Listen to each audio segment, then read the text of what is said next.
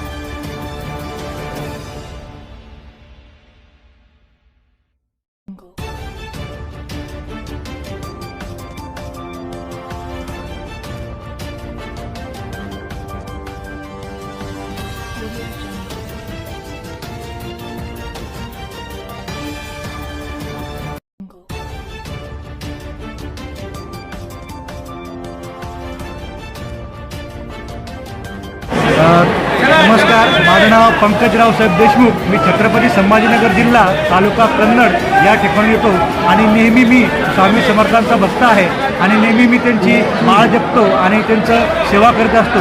आणि मागच्या वर्षी पण आणि जवळपास 4-5 महिन्यापूर्वी मी येऊन गेलो तर त्यावेळेस दिवाळीच्या पिरियडच्या वेळेस अक्षरशः खूप गर्दी होती आणि प्रचंड लोटालोटी होती। त्याच्यामध्ये महिला आणि पुरुष हे एकत्र असताना सुद्धा इथे लोटालोटी होत होती आणि स्वामी समर्थांचं मुख सुद्धा दिसत नव्हतं। पण यावेळेस स्वामी समर्थांच्या भक्तांनी आणि इथल्या व्यवस्थेने अतिशय छान उत्तमरित्या इथली व्यवस्था केलेली आहे आणि इथे महिला आणि पुरुषांना वेगवेगळ्या रांग केल्यामुळे पुरुषांना सुद्धा दर्शनाची सोय उत्तमरित्या केलेली आहे आणि महिलांना सुद्धा उत्तमरित्या इथे सोय होते। याकरता मी व्यवस्थापनाच्या वतीने आणि स्वामी समर्थ भक्त वतीने मी सुद्धा व्यवस्थापनाचे खूप खूप शुभेच्छा मागताना आभार मानतो। धन्यवाद।